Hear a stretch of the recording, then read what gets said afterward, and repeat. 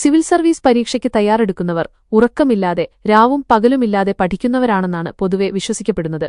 എന്നാൽ ഉറങ്ങിയും പഠനം മുന്നോട്ടു കൊണ്ടുപോകാൻ കഴിയുമെന്ന് തെളിയിച്ചിരിക്കുകയാണ് ഒരു പൂനെ സ്വദേശിനി.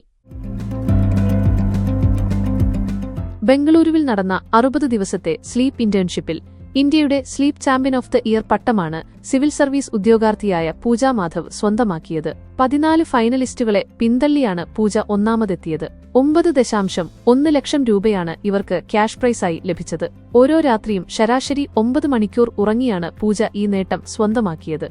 ഇന്ത്യയിലെ വർദ്ധിച്ചുവരുന്ന ഉറക്കക്കുറവിനെക്കുറിച്ച് അവബോധം വളർത്തുക എന്ന ലക്ഷ്യത്തോടെ സംഘടിപ്പിച്ച ഈ ഇന്റേൺഷിപ്പിന്റെ 4ാമത്തെ പതിപ്പാണിത്. 1 ലക്ഷത്തിലധികം അപേക്ഷകരിൽ നിന്ന് 15 പേരെയാണ് ഇതിനായി തിരഞ്ഞെടുത്തത്.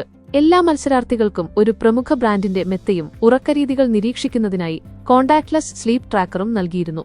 ഇന്റേൺഷിപ്പ് കാലയളവിൽ മികച്ച ഉറക്കശീലങ്ങൾ പ്രോത്സാഹിപ്പിക്കുന്നതിനുള്ള വർക്ക്ഷോപ്പുകളിലും ഇവർ പങ്കെടുത്തു. 91.36 എന്ന മികച്ച സ്കോറോടെയാണ് പൂജ വിജയിയായത്.